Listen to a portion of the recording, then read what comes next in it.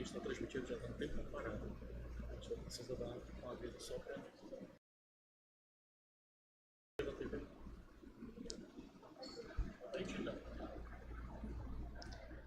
Boa tarde. Gostaríamos de avisar a todos que nos assistem pelo nosso canal do YouTube que logo, logo estaremos iniciando.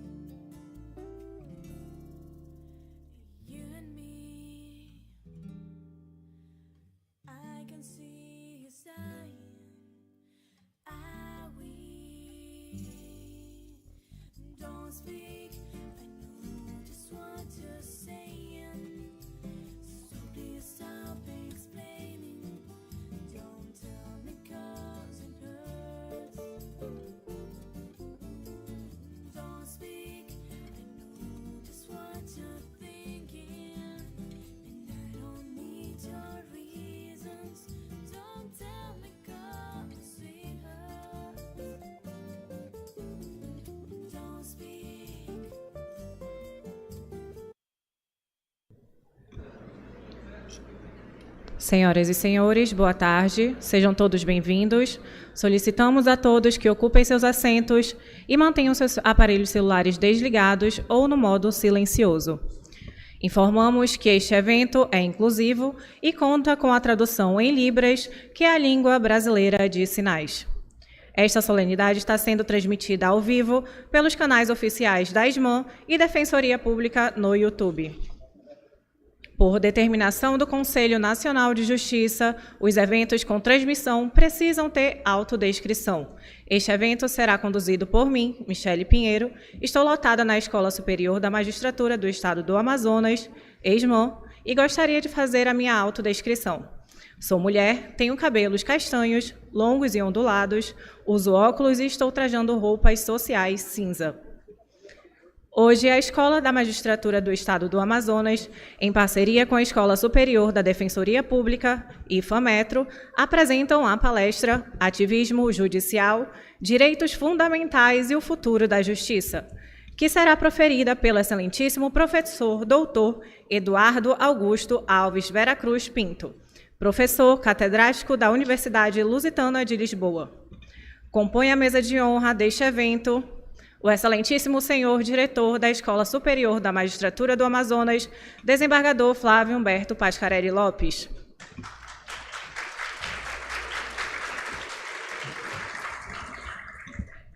Excelentíssimo senhor doutor Eduardo Augusto Alves Vera Cruz Pinto, professor catedrático da Universidade Lusitana de Lisboa.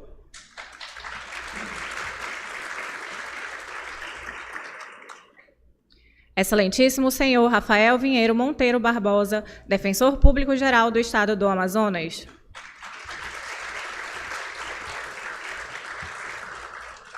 Excelentíssima senhora Amanda Guimarães Praia, neste ato representando a Ordem dos Advogados do Brasil, Seção Amazonas.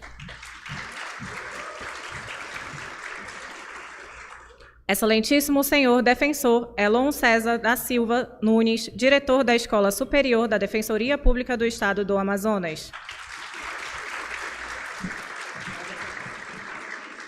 Excelentíssima senhora Lúcia Maria Correia Viana, presidente da Associação Brasileira das Mulheres de Carreira Jurídica no Amazonas. Gostaríamos de agradecer as presenças dos excelentíssimos senhores magistrados, promotores, defensores e advogados, os coordenadores, docentes e acadêmicos do curso de Direito das Faculdades do Amazonas, e também a todos que nos assistem nos canais oficiais da SMAN e Defensoria Pública no YouTube. Para declarar aberta a palestra, teremos a palavra do excelentíssimo senhor desembargador Flávio Humberto Pascarelli Lopes, diretor da Escola Superior da Magistratura do Amazonas.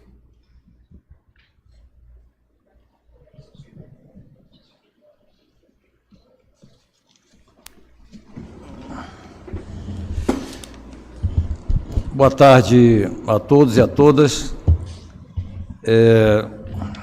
Eu quero inicialmente dar as boas-vindas ao professor Vera Cruz e dizer, professor, que é uma honra tê-lo aqui na Escola da Magistratura, e fique certo que será um nome que será sempre lembrado por todos nós aqui.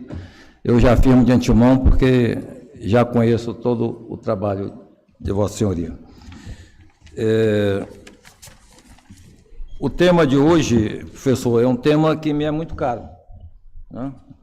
Eu tenho debatido com os colegas sobre a questão do ativismo judicial, né?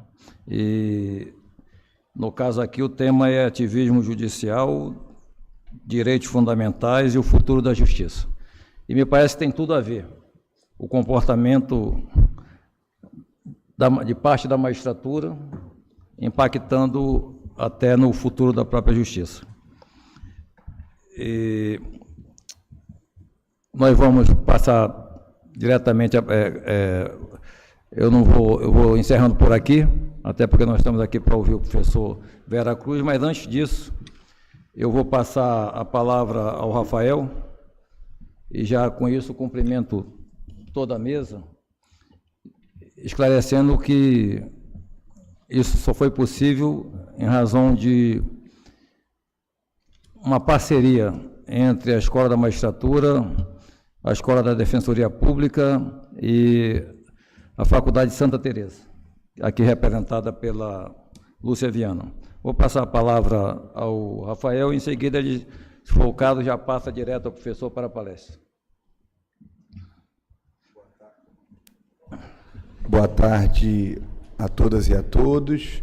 Eu peço licença para o nosso diretor da SMAN, desembargador Flávio Pascarelli, para abrir mão da nominata, já que o nosso evento ele é muito mais acadêmico do que formal, mas não sem fazer uma menção honrosa ao professor Vera Cruz, que também nos recebeu em Lisboa, quando estivemos lá e conseguimos assinar esse termo de cooperação que hoje se materializa nesse evento.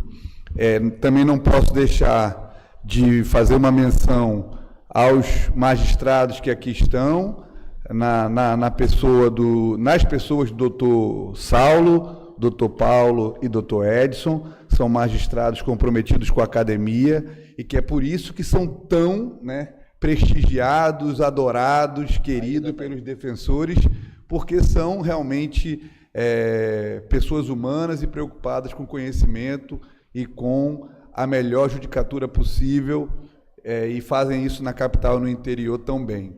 Também vejo alguns colegas defensores públicos, está aí o Daniel, falei mais cedo com a Petra, com o Diego, e vejo também dois futuros defensores públicos ali, a Larice, dois futuros, o Miguel e a Jaíse, que ainda não são defensores públicos, mas até o final do ano eles viram se o defensor-geral fizer a nomeação deles, é o que tem sido prometido aí.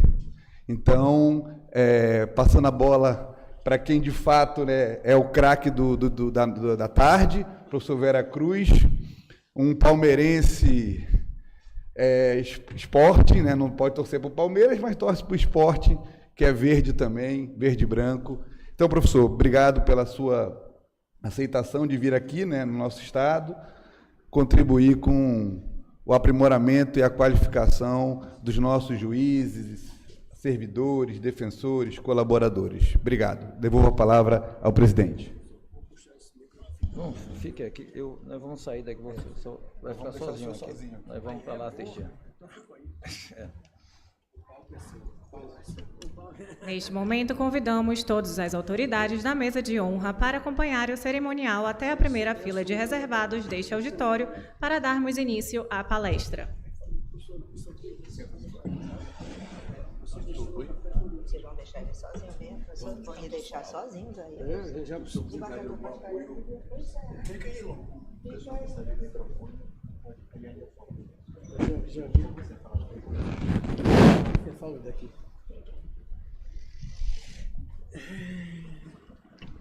Para ministrar a palestra Ativismo Judicial, Direitos Fundamentais e o Futuro da Justiça, o excelentíssimo professor doutor Eduardo Augusto Alves Vera Cruz Pinto, advogado, professor catedrático da Universidade Lusitana de Lisboa, membro do Centro de Investigação em História e Teoria de Direito da FDL, membro da Revista da Faculdade de Direito da Universidade de Lisboa, membro do Conselho Superior da Magistratura, membro da Comissão de Acompanhamento dos Juízes de Paz, com a palavra o doutor Eduardo Vera Cruz.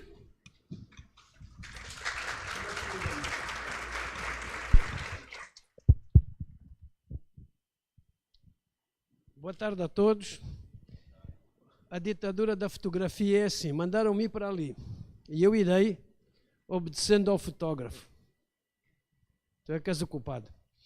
Eu sinto-me aqui muito solitário, aliás, já na mesa me sentia assim, seja como for, pareço quase uma vedeta de música, aqui com o micro no palco, a falar convosco. Mas, em Roma, ser romano, e se o fotógrafo entende que aqui é o melhor lugar para estar, certamente que as fotografias serão melhores que a palestra. Bom, vamos então ao assunto. Em primeiro lugar, um cumprimento ao desembargador Flávio Pascarelli, ao Dr. Renato Elon, à Miriam, a todos os que estão presentes, senhores doutores juízes, alunos, todos nós somos alunos.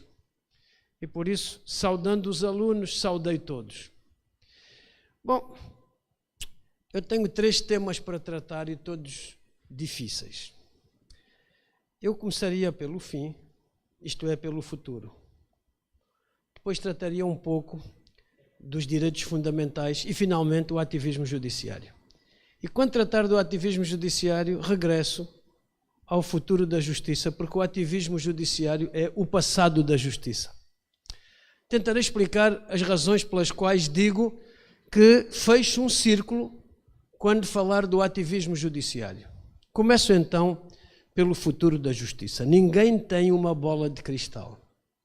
Ninguém sabe qual é o futuro da justiça, mas os sinais do presente são preocupantes. Explico em 3 motivos porque é que preocupa o futuro da justiça. Primeiro motivo, não se ensina justiça nos cursos de direito.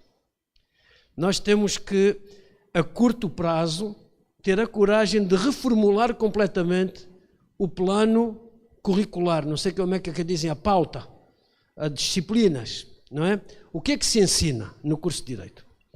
Vejam bem, os cursos de direito perpetuam uma coisa que tem 200 e tal anos na sua versão moderna e que está completamente desacreditada. E o que é isso? O positivismo jurídico. Nós continuamos a ensinar direito através dos códigos, através das constituições. E é preciso que todos nós consideremos, como perspectiva de futuro, que a internet, a globalização, uma maior igualdade, um maior respeito pelas pessoas que estiveram invisíveis, pelas sociedades que estiveram escondidas. Todo esse movimento é novo e tem que ter repercussões na metodologia, na temática e, sobretudo, na avaliação do ensino jurídico. Sendo assim, onde é que está a coragem das universidades em promover a alteração dos cursos de direito? Quando nós somos pautados pelo mercado. E devíamos, talvez, começar a substituir conceitos. Não confundir definições legais com conceitos jurídicos, são coisas diferentes. E, por isso, olhar para a universidade. Não permitir que os professores universitários reduzam o seu ensino à expressão normativa do direito. É preciso ensinar direito primeiro e depois, então, as leis. Porque as leis são sempre resultado de opções políticas, havendo muitas outras a considerar. Então, a primeira conversa seria sempre: quais são as fontes do direito? Serão as fontes do direito a lei, a doutrina, a jurisprudência e o costume, como se ensina na disciplina de introdução ao estudo do direito há mais de 200 anos? Serão essas as fontes? Pois não são. A lei não é a fonte do direito. O direito é que é a fonte da lei. Nós vamos repetindo isto na universidade, mas ninguém nos ouve. Ou então até nos podem aplaudir por cortesia, mas depois não nos levam a sério. Porque isto implica uma revolução coperniana, uma revolução radical, ir às raízes das coisas. E então, ensinar direito antes da lei. Ensinar o que é uma regra jurídica e ensinar o que é uma norma legal e todas as diferenças que existem entre as duas. Voltar sempre à ideia de que quem faz direito não tem legitimidade para fazer leis e quem faz leis não tem legitimidade para fazer direito. Não se pode aferir o conteúdo jurídico das leis sem saber primeiro direito. A juridicidade das leis não vem delas serem promulgadas ou aprovadas por órgãos legislativos eleitos pelo povo. Isso é uma legitimidade política para governar, para legislar, para julgar. A legitimidade jurídica é outra. A legitimidade jurídica não vai a votos. Quem tem competência para fazer o direito tem um saber subjetivo, próprio, individual. Cada um de nós carrega uma auctoritas que vem da forma como intervém, de solucionar litígios com aceitação das partes, com aceitação da comunidade onde o litígio surgiu. E por isso há um mundo de jurisprudentes, que não é juiz, que não é político, que não é deputado, que não tem nenhum cargo público a não ser professor de Direito. E ser professor de Direito dá muito trabalho.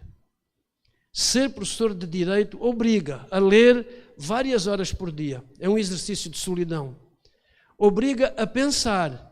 Nós temos que ter informação colhida nos livros, temos que transformar informação em conhecimento cruzando as leituras dos livros e temos que transformar conhecimento em sabedoria parando para pensar no que lemos. Isso não é uma tarefa produtiva. Nós não estamos no mercado. Nós não estamos a competir com outros profissionais.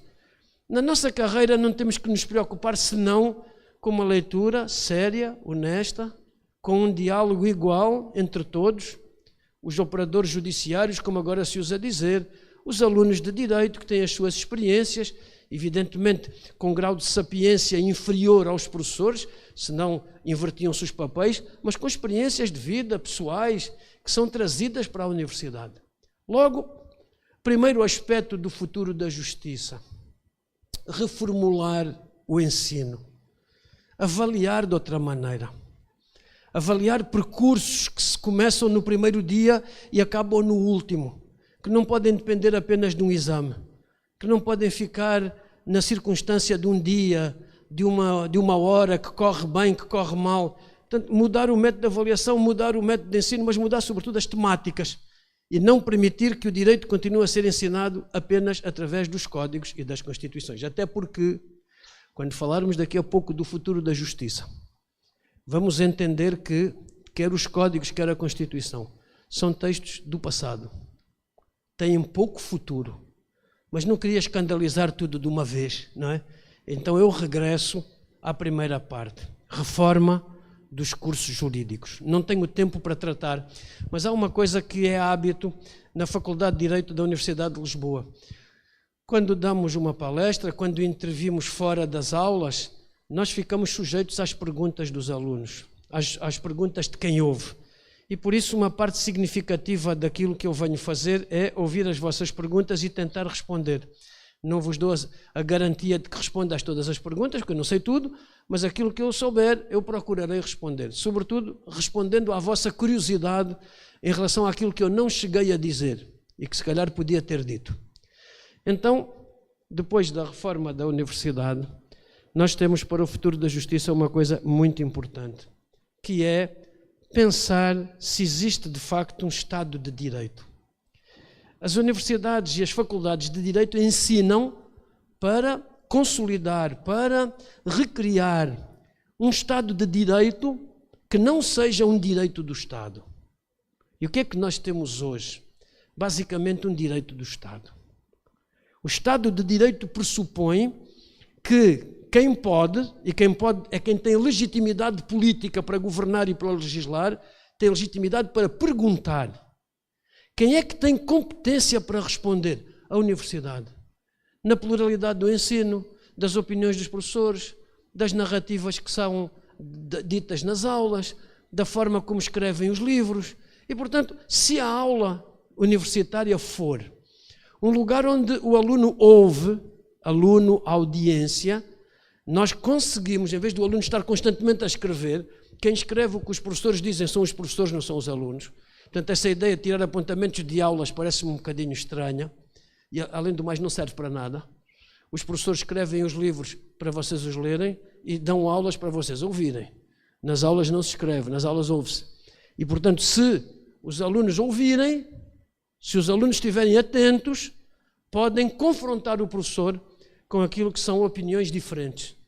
É a bagagem que eles trazem do ensino que tiveram, das experiências de vida que têm, da forma como sentem uma sensibilidade para a justiça a partir do bullying, a partir de uma discriminação de que foram vítimas, a partir de uma situação aborrecida ou antipática porque passaram.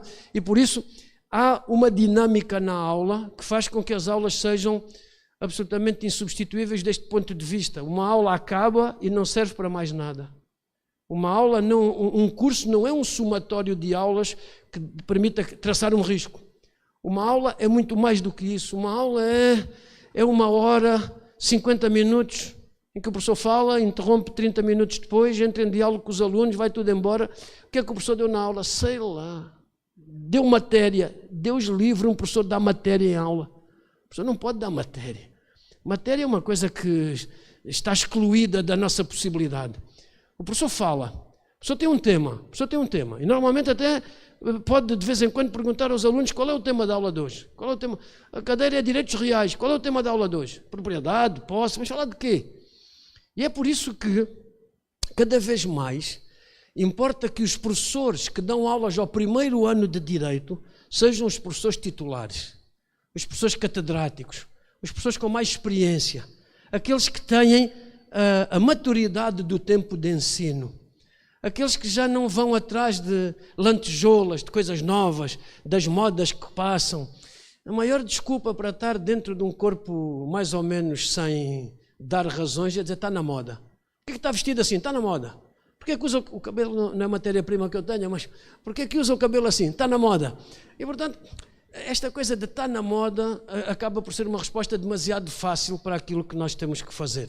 Nós temos que dar aulas que estejam na vida das pessoas. Nós temos que dar aulas e responder dando opinião, não sendo radicais naquilo que dizemos, mas tendo opiniões firmes, que são confrontadas com outras firmezas de opinião. Temos que fundamentar as nossas opiniões, não podem ser opiniões fora do fundamento, fora do argumento jurídico. Temos que cada vez mais recorrer às artes clássicas, que por serem clássicas são tão modernas. Faço um parênteses. Há um italiano, peço venha à professora Miriam para dizer isto, mas Pier Paolo Pasolini escreveu Os Pirilampos, um texto extraordinário, em que ele dizia o iluminismo foi um clarão tão grande que não se vê a luz. Quer dizer, para reconhecermos a luz tem que haver alguma escuridão. E ele falava dos pirilampos como aqueles bichinhos, aqueles insetos que têm uma luz, não é? Carregam uma luz, mas essa luz só confrontada com a escuridão. Ora, nós estamos a precisar de pequenos pirilampos. E para isso, numa sociedade elétrica, cheia de luz, cheia de novidades, nós precisamos de alguma escuridão. Não a escuridão da ignorância, mas a escuridão da sapiência. Há um confronto de cores, não é? O negro mais negro e o branco mais branco acabam por ser cores que anulam a possibilidade de ver a diferença. Então, recorrendo ao texto de Pasolini, nós podemos perfeitamente olhar para uma realidade didática, pedagógica, científica, que descubra pequenos institutos, pequenos conceitos, coisas que esquecemos e que temos que recuperar da cultura clássica. Por exemplo, o argumento ad absurdum, o argumento ad terrorum, toda a panóplia de argumentos próprios da dialética. Uma dialética que está ligada à retórica. Dialética, arte de discutir. Retórica, arte de convencer o outro da bondade dos meus argumentos.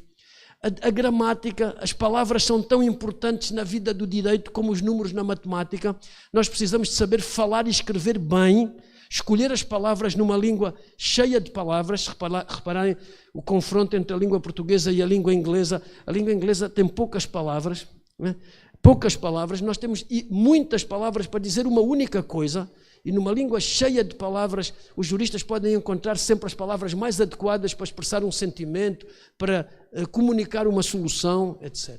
Logo, depois da revisão do currículo, talvez o confronto com as fontes de direito. Rever as fontes. E qual, se não é nenhuma destas as fontes do direito, se não é a lei, se não é o costume, se não é a doutrina, se não é a jurisprudência, qual é a grande fonte do direito? Claro que é a justiça. Depois os alunos dizem, mas a justiça é uma coisa discutível, subjetiva. Não é nada. Isso é a maior armadilha e a maior mentira que se conta sobre a justiça. A justiça é uma coisa concreta. A justiça é uma definição que tem muito mais de 2000 anos. Ulpiano, muito influenciado pela filosofia grega, mas também muito influenciado pela jurisprudência anterior, definiu a justiça como dar a cada um aquilo que é seu. O seu de cada um é o que cada um merece, merece na medida em que dá de acordo com as suas possibilidades. Isto é muito antigo e é uma definição muito concreta de justiça. Nós perdemos-nos a falar de a justiça segundo Rawls, a justiça segundo este, segundo Dworkin, Heidegger. São tretas, são autores. Nós lemos os autores todos, mas não devemos citar nenhum, pelo menos de cor. Os autores que são citados de cor mostram que a pessoa não superou a leitura daquele livro. Portanto, é muito melhor olhar para os autores, ler, fechar os livros e depois ter ideias próprias a partir das leituras que se fez. Sendo assim, nós temos uma noção de justiça, uma noção concreta de justiça, que pode servir de fonte. Daqui a pouco falar-vos-ei um bocadinho sobre a simbólica da justiça, exatamente por causa do ativismo judiciário. Mas, se a ideia de uma justiça como fonte de direito é uma ideia utópica ou sonhadora, imaginem agora colocar a justiça na mão da política, na mão da economia. A justiça está muito mais segura na mão dos artistas, na mão dos escritores, na mão daqueles que cultivam a cultura e as artes, do que naqueles que cultivam o lucro ou o poder. Sendo assim, olhamos para a justiça como fonte de direito, como um caminho, um atalho para o futuro da justiça. E, finalmente, estava ali com o desembargador Flávio Pascarelli a falar de um livro que escrevi há muito tempo e que eu queria tanto esquecer, mas o desembargador trouxe-o e eu agora fiquei preso ao livro. Os livros, toda a gente diz, mas professor, por que não faz segunda edição dos livros que esgotam? Os livros são como os filhos, faz-se outro. Nunca se faz o mesmo livro, nunca se edita o mesmo livro. Isso era voltar ao passado, não é? Então, eu tenho um livro que me anda a passear na cabeça, mas que eu ainda não fui capaz de escrever, que é a dor de ver uma justiça que não tem futuro. Então, o futuro da justiça agora era a justiça do futuro, que era para mostrar, isso é ficção científica, não vale a pena. Esse livro passeia-me na cabeça, mas não encontrei as palavras para dizer isso. Isso é um sofrimento. Quando temos uma coisa assim e não conseguimos largar aquilo, eu já carrego há mais de 10 anos, esse livro é antigo, eu já carrego há mais de 10 anos essa ideia. Eu fui membro do Conselho Superior da Magistratura, que é parecido, mas não é o mesmo, que o vosso Conselho Nacional de Justiça, porque nós não fazemos, não nos metemos na parte jurisdicional. O Conselho Superior da Magistratura é um órgão político que exerce disciplina sobre os juízes, coloca processos, dá penas, etc. Pronuncia-se sobre o orçamento do Estado, aspectos ligados às políticas públicas da justiça, mas ao contrário do Conselho Nacional de Justiça no Brasil, não nos metemos muito naquilo que devem fazer os juízes, etc. e tal. Já havia algumas decisões do Conselho Nacional de Justiça que me parecem jurisdicionais, mas isso são culturas diferentes, eu não vou interferir nisso. A ideia então é esta, olhar para a forma como se organizam os poderes. É o terceiro ponto do futuro da justiça. Recordo, o primeiro ponto foi a revisão dos planos de estudo e da universidade e das faculdades de direito, como se organizam, o que ensinam, como avaliam, etc. O segundo foi a problemática das fontes do direito, como é que as fontes do direito vão ser no futuro, se vamos manter esta ideia saída da Revolução Francesa ou se vamos mudar para uma justiça objetiva, concreta, como fonte do direito, e depois os desenvolvimentos que isso requer, e finalmente a ideia de a organização do sistema da justiça. Nós hoje temos 3 poderes separados, desde o livro de Montesquieu, depois passou para as Constituições, o poder executivo, o poder legislativo e o poder judicial. Primeira estranheza, a justiça é um poder e é um poder do Estado. Bom, assusta. Assusta ver juízes com poderes. Mas, na arquitetura que nós temos, a arquitetura do Estado, um Estado em profunda crise, não sei se tenho tempo para lá ir, creio que não, o Estado tem, ou está organizado, nestes 3 poderes, que se dizem separados, mas não estão. E não estão por quê? O poder legislativo faz leis, o poder executivo devia executar essas leis. Na maior parte dos países, o poder executivo também faz leis. E faz as leis que mais importam, as que mais doem. O Parlamento fica para a discussão política, para as grandes proclamações, etc. Mas o poder executivo legisla, e legisla em matérias muito, muito ligadas àquilo que afeta o nosso cotidiano. Ora, o poder legislativo é constituído pelos partidos que ganham as eleições e o poder executivo também. Há, consoante os sistemas, presidencial, parlamentar, semipresidencial, semiparlamentar, há sempre nuances, mas essas nuances não são muito relevantes para aquilo que eu quero aqui trazer. O poder executivo e o poder legislativo dependem das votações dos partidos políticos, da forma como esses partidos organizam a sua vida dentro do Parlamento e dentro do governo. Depois os juízes. Falando para juízes, falando para membros do Poder Judiciário, e peço-vos perdão, nós não temos defensoria pública em Portugal, vocês sabem isso, e portanto são coisas que talvez requeram um diálogo maior. A nossa opção por não termos uma defensoria pública tem razões profundas, históricas, eu não queria agora abordar isso. O Brasil tem boas razões para ter uma defensoria pública, eu também as conheço, e ainda bem que tem, mas são culturas diferentes. Agora, o que é comum aqui? Com devida vénia, pedido aos senhores juízes que devem me considerar um académico sem nenhuma decisão política ou possibilidade de influenciar decisões. Os juízes são escolhidos por terem uma capacidade técnica.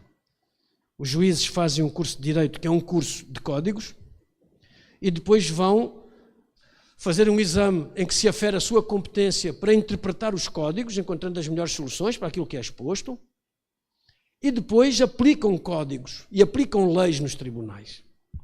Primeiro problema, se no Estado de Direito Democrático as normas legais são a tradução escrita sob norma legal do programa do partido que ganha as eleições, será que os juízes, quando estão a aplicar essas leis, estão a aplicar o programa do partido que ganha as eleições? Será isso? Não, mas temos o Código Civil salva-nos, mas depois está tudo contra o direito privado. Há muito mais publicistas que privatistas no Brasil. E, portanto, o Brasil até estuda direito civil constitucional, porque leva tão a sério a pirâmide do Kelsen, que é uma pirâmide completamente démodé. O Kelsen está enterrado há muito tempo e a sua pirâmide também, de forma que, se acreditarmos que a Constituição está na organização política do Estado, jamais na jurídica, vamos manter separadinhos os campos do direito e da lei. Se na organização política a Constituição é uma lei fundamental e todas as outras normas devem estar de acordo com a Constituição, o Código Civil tem que se constitucionalizar. Ora, o Código Civil, a maior parte dos institutos do Código Civil tem mais de 2000 anos. E há uma coisa que as Constituições não devem esquecer e, sobretudo, as pessoas de direito constitucional não devem esquecer. São as garantias institucionais que a Constituição deve dar aos juristas. Os institutos jurídicos já consolidados na nossa cultura jurídica não podem ser alterados por governos eleitos à Lagardère, nem por constituintes que, tocados pelo dedo do Divino Espírito Santo, um dia fazem uma lei ordinária e no dia seguinte fazem uma lei constituinte. Não pode ser, isto são convenções. Valem tanto como quem acredita na Imaculada Conceição de Maria ou na Santíssima Trindade. São convenções, não passam disso. E então, sendo assim, nós olhamos para o Poder Judiciário e dizemos, se o Poder Judiciário apenas aplica leis, não há nenhuma diferença entre o Poder Judiciário e a administração pública. A administração pública está submetida ao princípio da legalidade estrita, e portanto aplica a lei, ponto. É para isso que ela está com essas funções da administração pública, o braço armado do governo, já agora o governo que obedeça à lei, muitas vezes que ele próprio faz. Mas os juízes também. Os juízes fazem justiça aplicando leis. Quem é que acredita nisso? Um juiz não pode... Eu já fui juiz. É uma lembrança muito dolorosa. Não queria ter passado por isso. Tentei agradar o meu pai. E ainda hoje, nos seus 90 e tal anos, digo ao meu pai, que diabo, por que é que eu te fui ouvir, não é?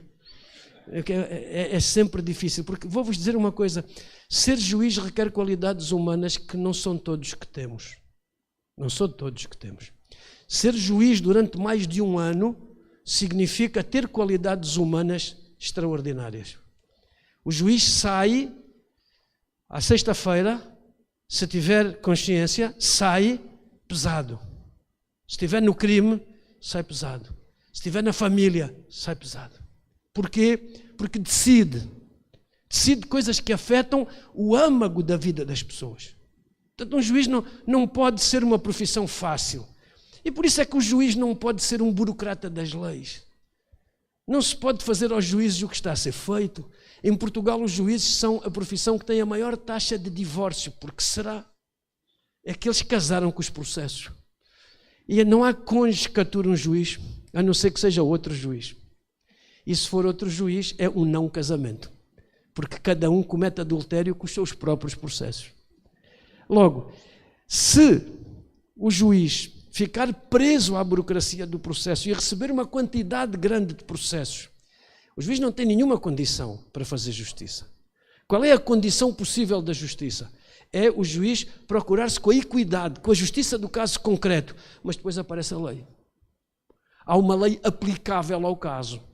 E o juiz ou tem a sagesse suficiente para torcer aquela lei até que ela dê o resultado que a justiça do caso concreto requer, ou o juiz cansado, o juiz exausto do seu cotidiano, o juiz vai aplicar a lei não fazendo justiça. E isso é o descrédito da justiça. Todos os códigos civis falam da interpretação, das regras da interpretação. É a pior coisa que pode existir. É haver regras na interpretação. A interpretação é a única possibilidade num sistema, desculpem uma expressão, estúpido, de um juiz poder fazer justiça. É interpretar a lei até ao contrário da lei, se for preciso, para que a lei caiba ali. Esta mania de termos um legislador poderoso que prevê, a priori, tudo o que vai acontecer no futuro, e quando não prevê, há uma lacuna da lei, e o juiz tem que ir a correr suprir a lacuna da lei, sabendo que o juiz não pode suprir lacunas da lei porque é usurpar a função judicial. O juiz, ao abrigo do princípio do non-liquid, não pode dizer a uma mulher que apanha, vá para casa que o legislador não se lembrou de si, continua a apanhar até que ele se lembre. O juiz tem que decidir.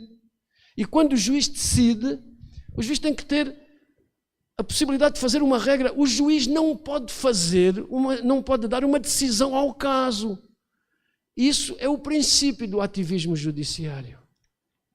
Se o juiz, do alto da sua experiência, da sua cultura, da sua ideia política, do seu sistema existencial, da religião que professa, se ele der uma solução a um caso só para aquele caso, o juiz sai daquilo que lhe é pedido pela sociedade e começa a ter uma irresponsabilidade em relação à função que lhe deram. O juiz tem que criar uma regra. O juiz, quando tem um caso que a lei aplicável é má, reparem o que é que nos faz o direito do Estado hoje. Diz que se uma lei é má e se o caso não pode ter aquela lei, tem que se invocar a inconstitucionalidade da lei. Qual inconstitucionalidade? Deixem lá isso. O juiz o que tem que fazer é criar uma regra. Cria uma regra e depois, com base na regra que ele define, ele decide o caso que tem em mãos. Porquê? Porque a dialética do direito é caso, regra, regra, caso, não tem nada a ver com normas legais. Leis gerais e abstratas não fazem justiça em casos concretos, em caso nenhum. A generalidade e a abstração da lei são um engano, são uma coisa antijurídica. A generalidade das regras vem da similitude de soluções dadas a casos idênticos. A nossa generalidade vem daquilo que é comum a todas as soluções dadas a um caso de divórcio, a um caso de contratos que correram mal, de responsabilidade. Portanto, a nossa generalidade vem do caso para o geral e do geral para o caso. E quando aquela regra não se aplica é porque não houve nenhum caso que a suscitasse, ela entra no esquecimento. E cada vez que há brigas novas, haverá regras novas, porque os juristas estão sempre a fazer essas regras para poderem decidir no caso concreto. Portanto, este sistema legalista é um sistema burocrático que afasta a judicatura do direito, da justiça, da possibilidade de termos uma justiça do caso concreto. Portanto, é preciso entrar mais numa interpretação da norma legal de acordo com a regra jurídica. Os juízes têm que conhecer as regras jurídicas para poderem interpretar a norma legal que resolve com justiça o caso concreto. Vejam bem como o ativismo judiciário, ao contrário daquilo que vem habitualmente nos livros, foi na Suécia, foi na Alemanha, o governo dos juízes, os juízes soltos a quererem fazer política. Houve uma altura aqui no Brasil que os juízes diziam: bom, há uma pessoa que tem câncer, portanto ela tem que ser intervencionada cirurgicamente amanhã, senão morre. E depois a administração pública diz: mas isso é possível como? Eu tenho aqui uma lista de 10 pessoas que estão à frente desta. O critério é médico, o critério não é jurídico, não é judiciário. Sim, mas ele vai morrer. E por que ele não morre e morrem os 9 que estão em cima dele? Qual é o critério do juiz para dizer isto? É a Constituição. A Constituição metida na lista de cirurgias do hospital começa a ser um bocadinho estranho. Se é que a ideia de salvar uma vida tranquiliza o juiz, matando os outros 9 que estão na lista e ficam para trás. Portanto, a ideia de haver uma intervenção casuística que seja desvinculada da formulação de uma regra leva os juízes por um caminho completamente solto. E, como dizem os velhos professores das escolas da magistratura, um juiz que se afasta um palmo da regra jurídica, no dia seguinte está a 10 metros, 10 quilómetros, enfim, nunca mais ele volta ao caminho. Ele tem que saber que o caminho dele está na regra. Afastado da regra, deixa de ser juiz e passa a ser um justiceiro. Passa a ser uma coisa judicialista e não uma coisa judiciária. Depois há outra coisa do ativismo judiciário. Como repararem, eu dei um salto enorme. Não sei há quanto tempo estou a falar, ainda ninguém dormiu, de maneira que enquanto eu não vir ninguém a dar com a cabeça, vou falando. Então, passei depressa para o ativismo judiciário. Outra coisa que o judicialismo, aliás, o ativismo tem é o seguinte: é muito preocupante que os juízes apareçam na imprensa. Não é à toa que a justiça tem uma venda nos olhos. A imagem da justiça, aquela senhora que tem uma balança na mão direita para equilibrar os pratos da balança, ela tem que ter os olhos bem abertos para poder ver a realidade e poder rodar o pulso equilibrando os pratos da balança. Ela tem que ter os olhos bem abertos. Portanto, a justiça não é cega, a justiça vê. Uma justiça cega é uma não justiça. A justiça tem a venda à frente dos olhos, porque a justiça não pode ser reconhecida. Não interessa às pessoas quem julga, interessa o julgado, interessa a decisão, interessa a sentença. Quem deu a sentença não é matéria que interessa a ninguém. Quanto mais anónimo for o julgador, isto não quer dizer que ele não seja responsável, ele é responsável. Se tiver algum erro crasso, o Estado indemniza, entra em regresso contra o juiz. Há casos, todos conhecemos isso, não vale a pena ir por aí. Estou a falar de outro assunto.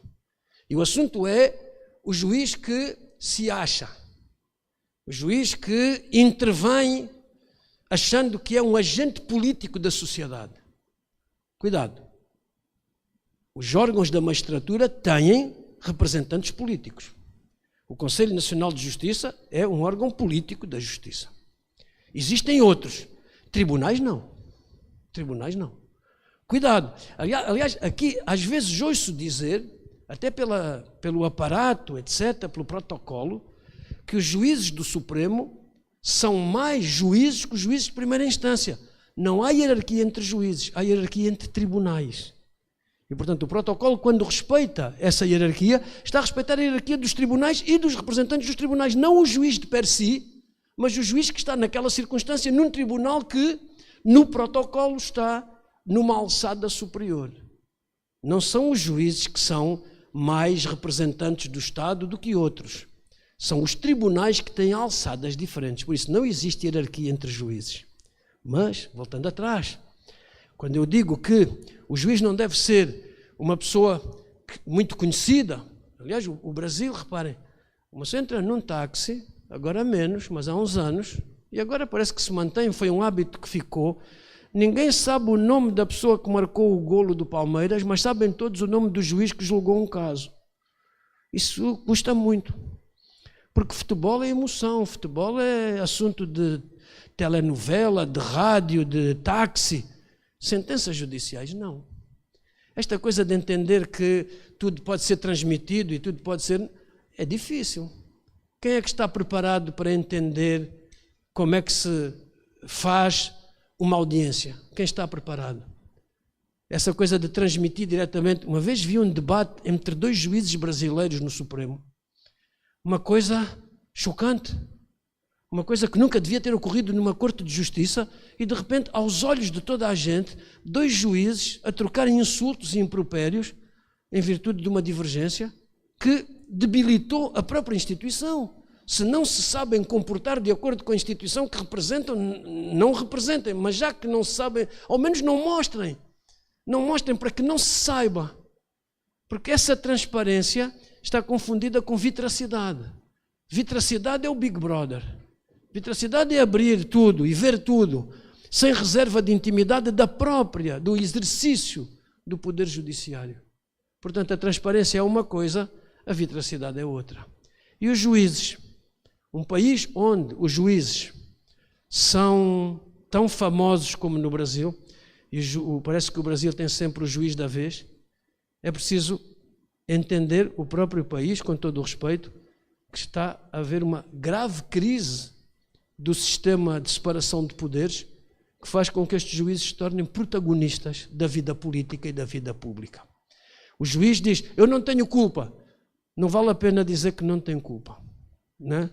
Temos que ter reserva, temos que ter algum recuo. Se não tivermos esse recuo e essa reserva, não nos podemos queixar da interpretação que se faz daquilo que nós dizemos, fazemos, daquilo que nós dizemos nas entrevistas, daquilo que nós aceitamos expor, porque é na aceitação da exposição que fica a impossibilidade de depois requerer privacidade.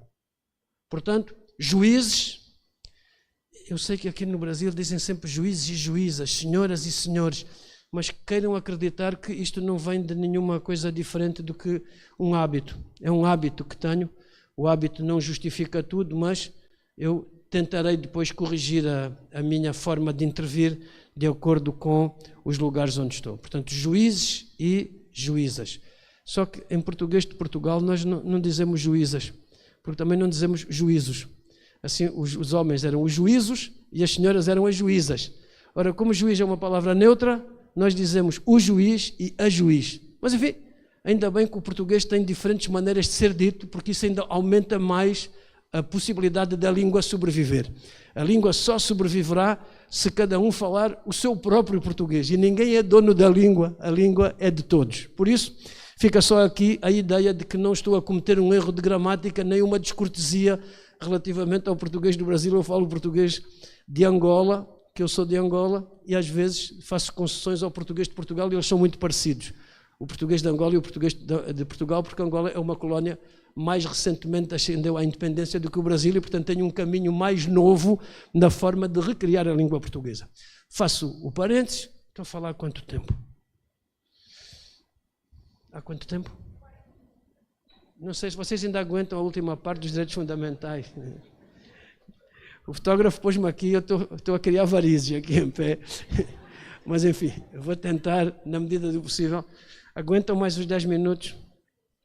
Eu depois respondo às vossas perguntas e peço que me façam perguntas, está bem?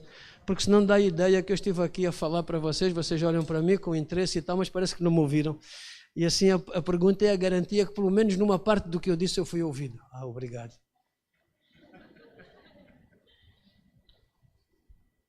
Tenho uma meia de cardeal, nem me arrisco a puxar. Mas, assim. Vamos ver.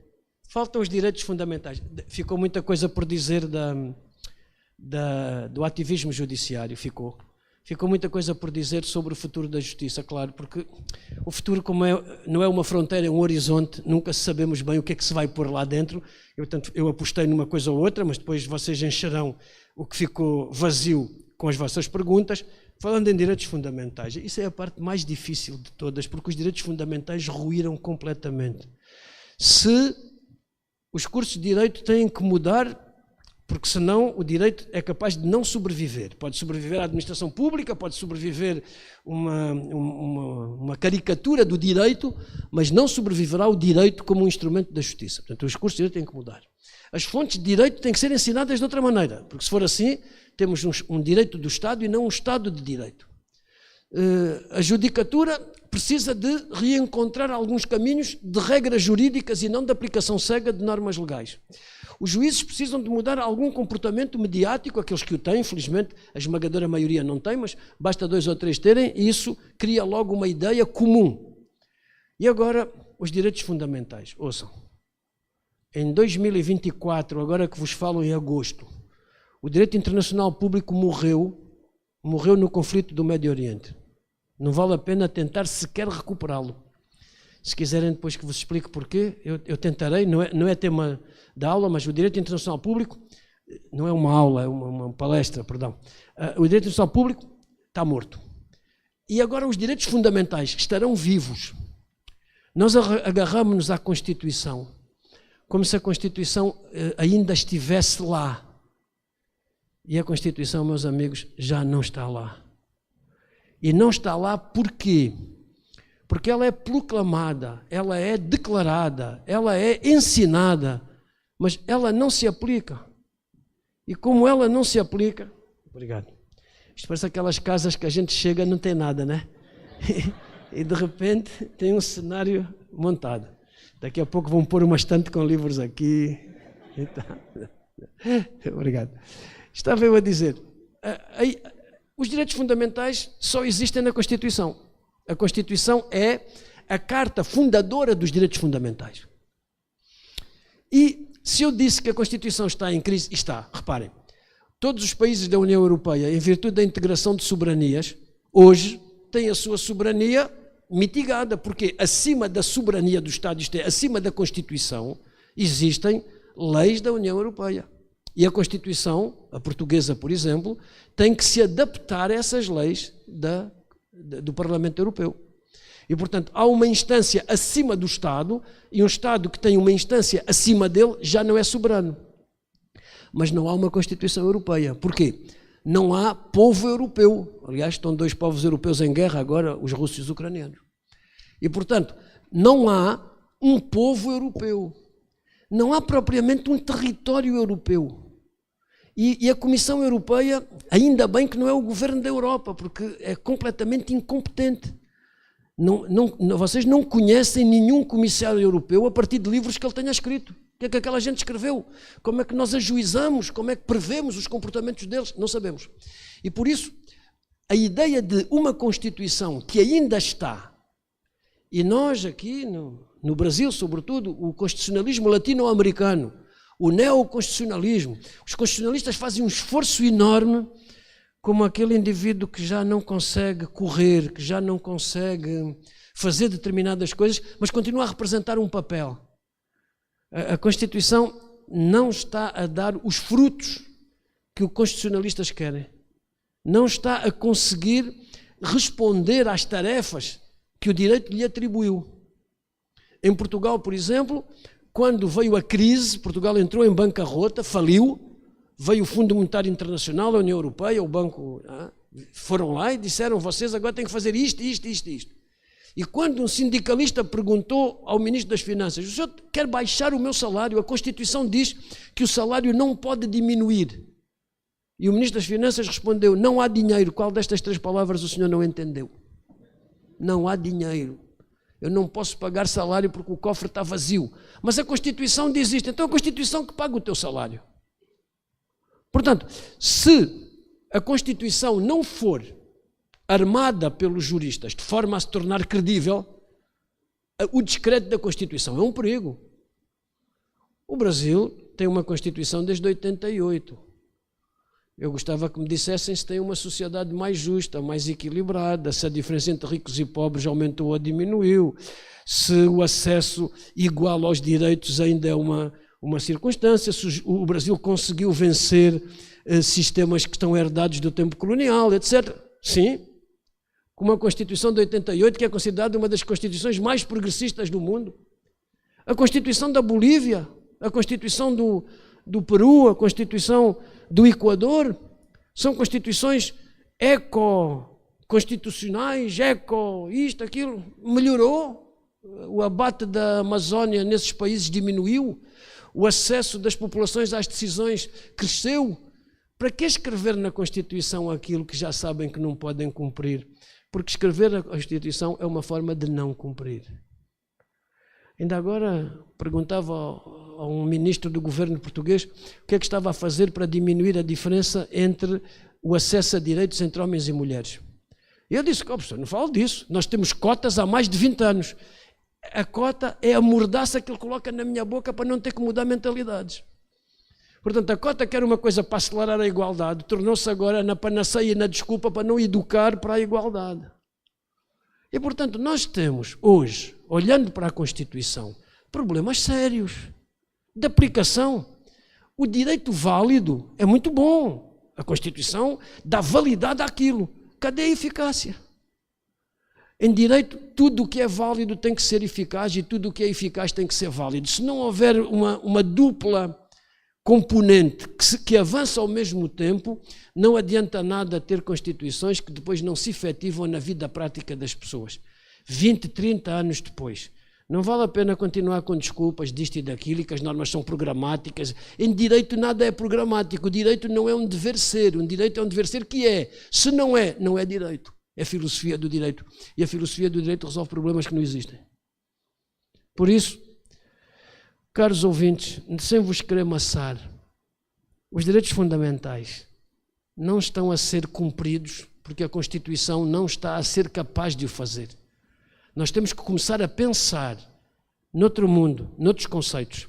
Reparem, se ruir a Constituição pelo seu descrédito, no plano da eficácia, qual é o instrumento que se segue? Sairá do Estado? Sairá da sociedade civil? Sairá dos movimentos sociais? Sairá de onde? O Estado ainda é a única fonte de organização política que permite a concretização dos direitos? Não sei se esse não é, mas precisamos de reequacionar isso. Agora há uma coisa, o Brasil tem um movimento radical de mudança. Falam de colonialidade, de ecocolonialidade, de colonialidade da natureza, colonialidade do ser, colonialidade do parecer. Cuidado, essas coisas são muito académicas, são muito atrativas, mas no plano da eficácia, muito pouco possíveis. E, aliás, muito perigosas. Porquê? Porque nós temos que complementar, nós temos que aproveitar o melhor que há em cada coisa. Não é destruir o edifício institucional que erguemos que vai dar alguma coisa, porque é um risco. Quem tem responsabilidades tem que correr riscos calculados. E, portanto, uma palestra de um professor universitário é uma coisa, a decisão de um político é outra, a decisão de um juiz é outra. A responsabilidade de um professor é levantar poeira. Felizmente, para bem de vocês e de todos os que estão em Portugal e em Angola, eu não tomo decisão nenhuma. Eu digo coisas. Diferente era pôr-me a decidir. Pôr-me a decidir é confrontar-me com a realidade. E esse confronto com a realidade cabe a quem decide e a quem é eleito para decidir. Portanto, rupturas completas é difícil. Radicalidade na abordagem é outra coisa, é ir às raízes. E, portanto, é preciso que com o andar do tempo nós consigamos duas coisas. E com isso vou-me encaminhando para o fim. Primeira coisa, nós temos que mudar quase tudo sem provocar rupturas que vão provocar retrocessos. As rupturas dos sistemas, a história diz isso, a história das relações internacionais, a história dos sistemas políticos diz-nos isso. As rupturas normalmente levam a reações ultramontanas e, portanto, a civilidade do direito muitas vezes recua. Na Europa, os movimentos de recuo civilizacional estão a ser muito fortes. Acho que têm acompanhado isso. E, portanto, nós temos que ter cuidado para não recuarmos muito na civilidade do direito. Mas grande parte desses recuos e da popularidade desses recuos vem do facto de não ter sido pensado um sistema de mudanças que tivesse suficiente força, suficiente institucionalidade, suficiente sustentabilidade para se manter. E quando se avança demasiado sem cuidar de sustentar o terreno, a coisa vai abaixo. E por isso existe uma grande responsabilidade em quem faz propostas, que depois se transformam em decisões políticas, e essas decisões políticas duram pouco, porque não têm mudança de mentalidade, de educação, etc. Por isso, é difícil tentar rupturas em matéria de direitos fundamentais que não sejam sustentadas. Qual é a sustentabilidade disto? Primeiro, criar conceitos novos. Aceitar que criamos aqui um edifício de racionalidade pura, sem emoção e sem sentimentos. Erro. O sistema cartesiano, o Kant, o Hegel, os filósofos, os chamados filósofos da Europa, não é? A perspectiva eurocêntrica, pode ser boa para a Europa, pode não ser boa para outras paragens, mas são sistemas que já mostraram o que é bom e o que é mau. É preciso saber aproveitar o que é bom e rejeitar o que é mau. Uma das coisas que é má, por exemplo, aqui na Amazónia, a separação entre o homem e a natureza. Todos sabemos que a natureza se tornou uma coisa à parte, tornou-se um objeto de lucro, tornou-se uma forma de explorar para as nossas necessidades, e havia uma ligação forte entre a pessoa humana e a natureza, que fazia com que essa partilha limitasse a nossa possibilidade de fazer o que estamos a fazer hoje. Por isso, há mudanças que têm que ser mudanças estruturais. Os direitos fundamentais não podem continuar a chamar-se assim, porque os direitos fundamentais tornaram-se um instrumento de política. Nós hoje temos que ter direitos universais da pessoa humana. E essa universalidade não pode ser a da Declaração, porque a Declaração está morta. A Declaração Universal dos Direitos do Homem, discutiu-se desde o início se era universal ou internacional, chamaram-lhe universal, mas já se sabia que não era. A Declaração Universal dos Direitos do Homem são apenas para algumas pessoas e para alguns povos, não para todos os povos. E nessa medida, confrontados com esta ideia, perdemos referências no plano internacional e no plano nacional, perdemos referências, nós pensávamos que aquelas referências garantiam os direitos fundamentais para todos, a universalidade desses direitos, o acesso, e afinal, na prática, verificamos que isso era tudo mentira. Pertencíamos a um bloco chamado Ocidental, ninguém sabe bem o que é o Ocidente. Eduardo Said disse que o Ocidente era o contrário do Oriente, escreveu um livro extraordinário, Eduardo Said, chamado Orientalismo, que vocês devem conhecer, mas ninguém sabe bem o que é o Ocidente. O que é o Ocidente? Quem é o líder do Ocidente? O Joe Biden ou o Papa Francisco? Quem é o líder do Ocidente? O Ocidente é um bloco guerreiro que vai para todas as guerras para manter superioridade, ou o Ocidente é um bloco de referências, nomeadamente a democracia, o Estado de Direito, etc. Qual é o equilíbrio entre a liberdade e a igualdade? Eu faço parte de um país que aos 15 anos nós todos éramos entusiastas da independência, usávamos metralhadoras e acreditávamos em sonhos. E depois disseram-nos que para termos igualdade tiravam-nos a liberdade. Quando vieram os primeiros governantes de Angola, aquilo que nos disseram foi que a igualdade tinha um preço. A nossa liberdade, nós não podíamos ser livres para ser iguais. E nessa altura dissemos, não, isso assim também não quero. Depois vieram outros a seguir, no mesmo país, que nos disseram, para serem livres, não podem ser iguais. E nós, isso também não vale. A estrada do direito é entre a liberdade e a igualdade. O Estado de Direito tem que ter partidos políticos que aceitam esta dupla vertente do direito. E tem que traduzir esta dupla vertente do direito na política. Liberdade aqui, igualdade ali. No meio destas duas extremas, no meio destas duas linhas, os partidos podem ter as suas ideologias mais próximos da liberdade, mais próximos da igualdade, mas nenhum pode rejeitar nenhuma nem outra. Quem rejeita uma é da extrema-direita, quem rejeita a outra é da extrema-esquerda. O Estado de Direito tem que saber quais são as baias a partir das quais ainda estamos dentro do Estado de Direito e quando já estamos com propostas fora da possibilidade do Estado de Direito. Isto tem que ser dito com novos conceitos, com novas mentalidades, talvez com pessoas diferentes, mas cada vez que fala um professor, o professor o que faz é utilizar as palavras como sementes. Qual é o destino das sementes? Enfim, há um poeta africano que no auge das lutas pela independência escreveu: da árvore abandonada a folha não tem saudade, que importa ser por pés pisada ou por ventos levada, se só depois de caída a folha tem liberdade. Eu completava isto com um poeta português que é José Régio, que diz: não sei por onde vou, sei que não vou por aí. Assim está um professor de Direito sem saber por onde vai, sei que não vai contra o Estado de Direito e a democracia. Muito obrigado.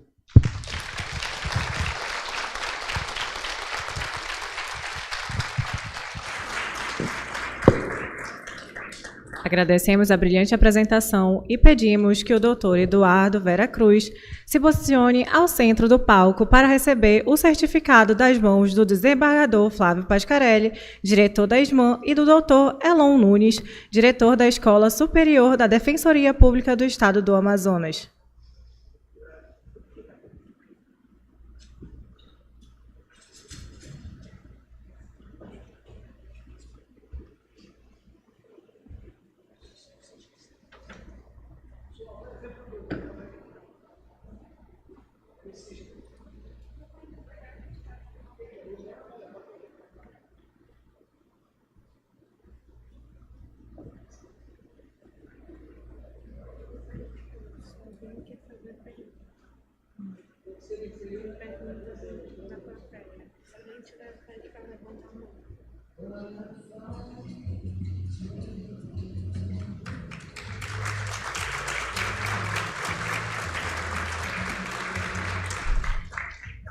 Neste momento, abriremos para perguntas.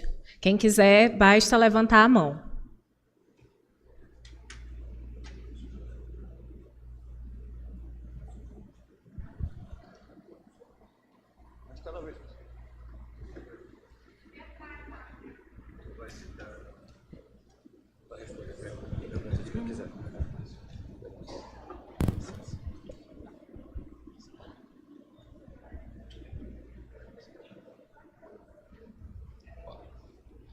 Com licença, professor. Deixa eu ver se ele vai me identificar.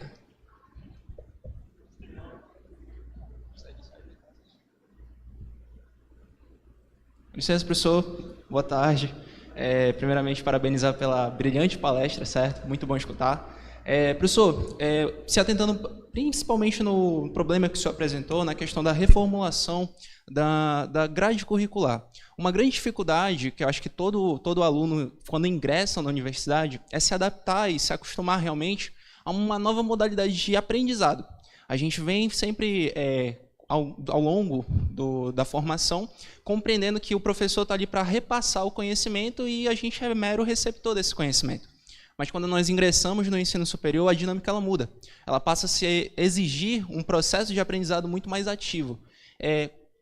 Diante de uma das dificuldades, eu acho, não só mediante a reformulação da grade curricular, mas como formular também para o aluno, que ele possa se adaptar e se permitir também, nesse sentido, se acostumar não só à formulação de novas didáticas, de novos métodos de ensino, mas também que ele possa ter autonomia para descobrir e desvendar esses novos conhecimentos.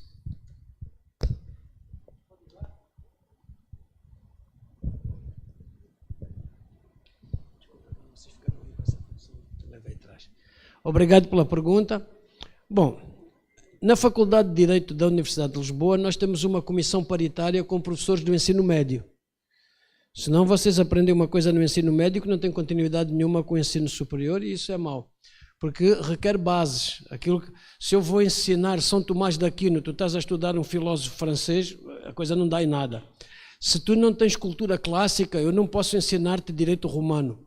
E, portanto, tem que haver alguma continuidade entre o ensino médio e o ensino superior para que a aprendizagem seja um processo contínuo.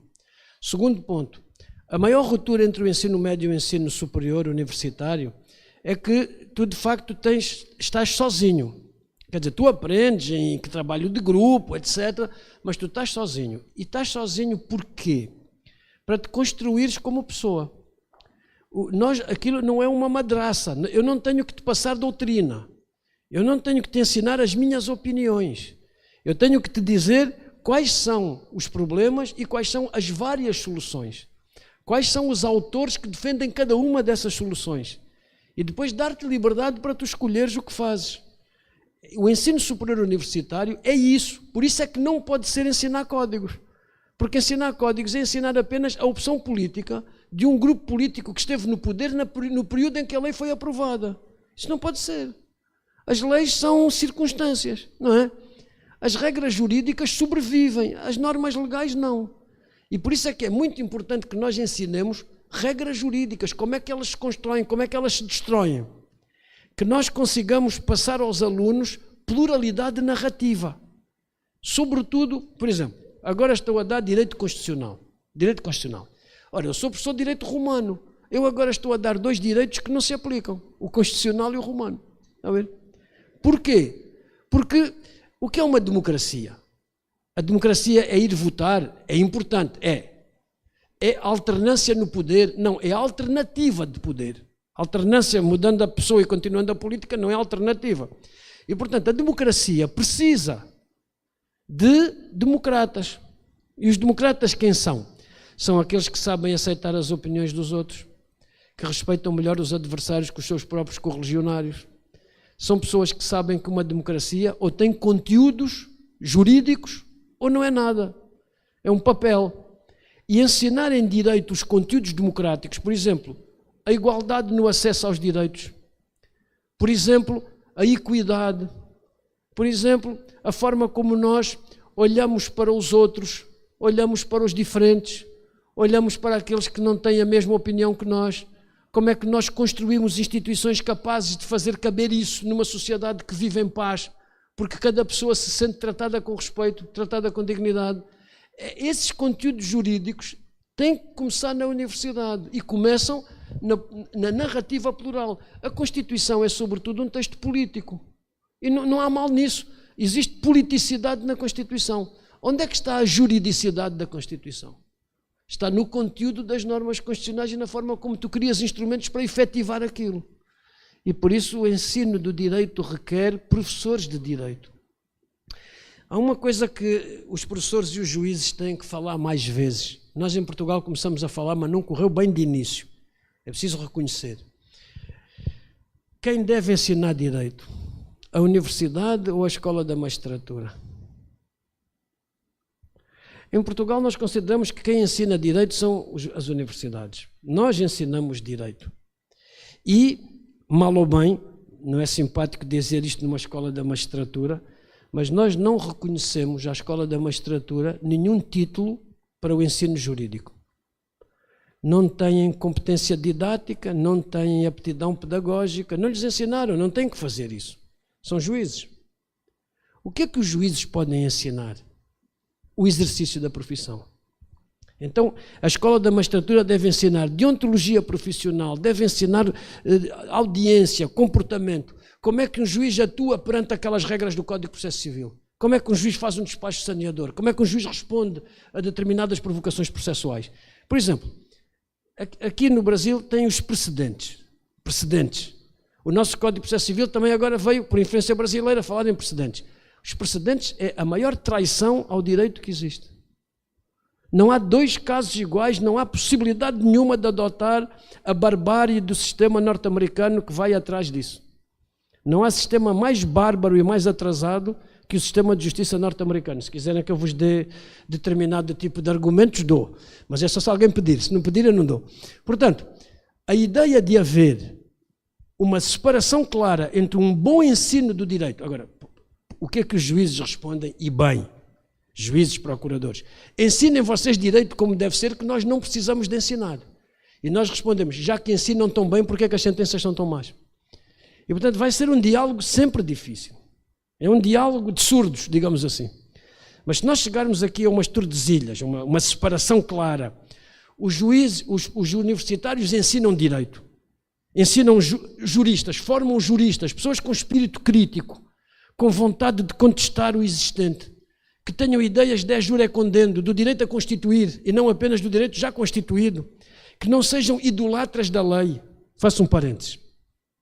Esse império da lei saiu de que dogma? O que é que fez a Revolução Francesa com o império da lei? A lei pode ser um instrumento horrível de uma ditadura. A lei não pode ser uma fonte de direito por isso. Eu, quando tinha 16 anos, fazia parte do Comitê de Luta Anti-Apartheid, contra o Apartheid da África do Sul. E nós sabíamos bem os argumentos legalistas do regime do Apartheid. Como existe hoje em estados do Médio Oriente, como existe hoje em alguns países da América Latina, em que se refugia na lei para fazer maldades. Refugiam-se no processo para adquirir lucro. E por isso é preciso que se ensine direito nas faculdades de direito e o exercício das profissões jurídicas nas escolas de magistratura, de defensoria, etc. Agora, Quando é que isso vai ser possível? Não sei. O diálogo, se começar, talvez daqui a 10 anos a gente tenha um bom entendimento e a separação esteja feita, permitindo a juízes ensinarem nas escolas da magistratura e a juízes ensinarem nas universidades. Fico por aqui em relação à tua pergunta. Está bem? Vamos ver a próxima. Ouçam, sim, eu estou a dizer isto, não sei a que horas vocês saem, não sei como é que estão de tarde.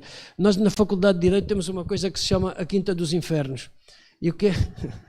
A Quinta dos Infernos, vocês conhecem isso, vocês que estiveram lá. Às quintas-feiras os professores encontram-se assim num sítio como este, num salão maior, o auditório, e os professores falam de um tema, sem grande responsabilidade, não estão a dar aula. E os alunos perguntam, aplaudem, apupam, etc. E os professores fazem uma lavagem daquela semana horrível. Há um caso novo, discutem política, até futebol. Mas é assim uma espécie de contra-universidade naquela Quinta dos Infernos. Vocês aqui na Quinta dos Infernos é uma má recordação do tempo do imposto colonial. É uma grata recordação porque às quintas-feiras o inferno chega à universidade e uma universidade, se não tiver um bocadinho de inferno, também não serve para nada. Bom.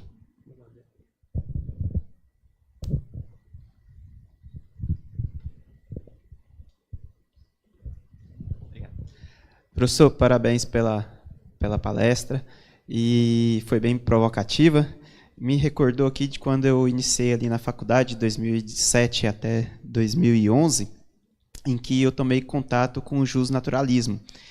E é meio que encantador, né? Mas quando eu vim para a prática, e sendo defensor público nessa prática, acabou me assustando bastante a questão da aplicação da justiça por meio da norma jurídica. E vendo, muitas vezes, o afastamento da norma legal. E como que o senhor vê ou poderia trazer mais segurança ou mais garantias, né, nessa produção da justiça por meio da norma jurídica?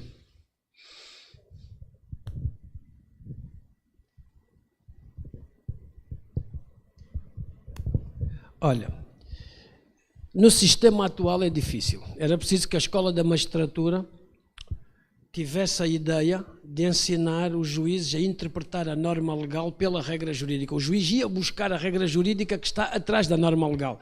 Deixa dizer-te que é difícil.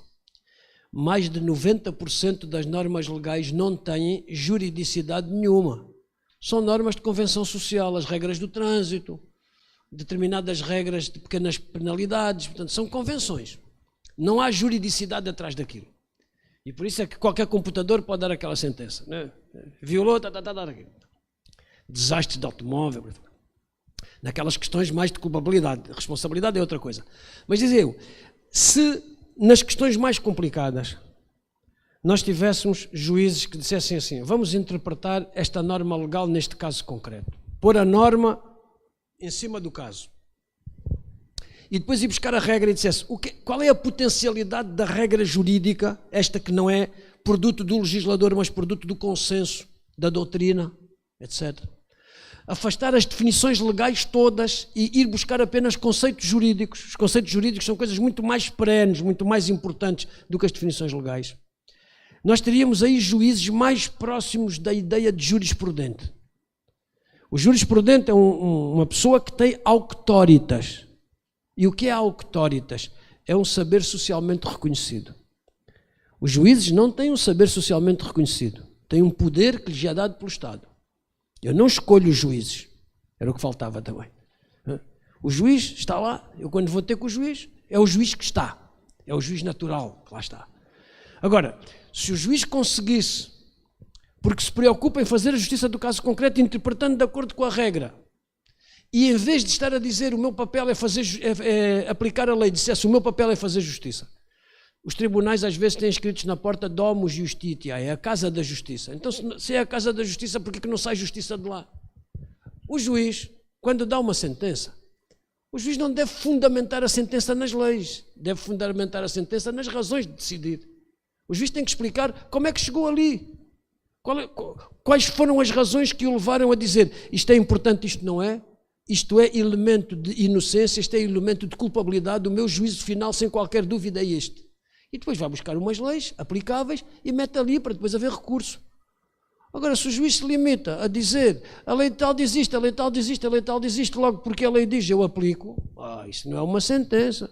Isso aí é uma decisão administrativa. E para fazer sentenças a sério é preciso tempo. Por isso é que não se pode condenar os juízes por fazerem mais sentenças. Eles não têm tempo. Agora, há uma coisa que fica dita na justiça: o tempo é uma mentira. Na justiça não há tempo. Na justiça só há circunstância. Estás a ver? E por isso o trabalho de um juiz que gosta de ser juiz, um juiz que se dedica à profissão, esse juiz não pode ser senão uma pessoa sofredora, porque não está a conseguir chegar a uma boa decisão, porque não tem tempo para ler mais, porque não tem possibilidade de pensar mais no assunto. E, portanto, uma justiça, como eu a proponho aqui, requeria a reforma da universidade, requeria a reforma das escolas da magistratura e referia uma reforma das instituições. Foram as 3 coisas que abordei aqui. Portanto, a tua pergunta é uma pergunta que me obriga a recomeçar tudo outra vez. E eu já não tenho força, filho. Está bem? Não sei se posso responder a mais alguma pergunta. Eu não queria ser responsável por alguma briga em casa. Vocês têm que ir para casa, né? Para disso. Fechou? Ótimo.